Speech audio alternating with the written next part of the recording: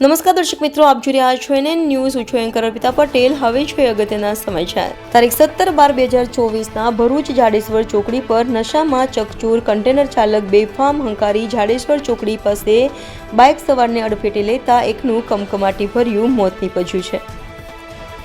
NN news Bharuch. દર્શક મિત્રો, NN ન્યૂઝને લાઇક, શેર, સબસ્ક્રાઇબ કરો, બેલ આઇકન પ્રેસ કરો જેથી આપને નોટિફિકેશન્સ મળતી રહે.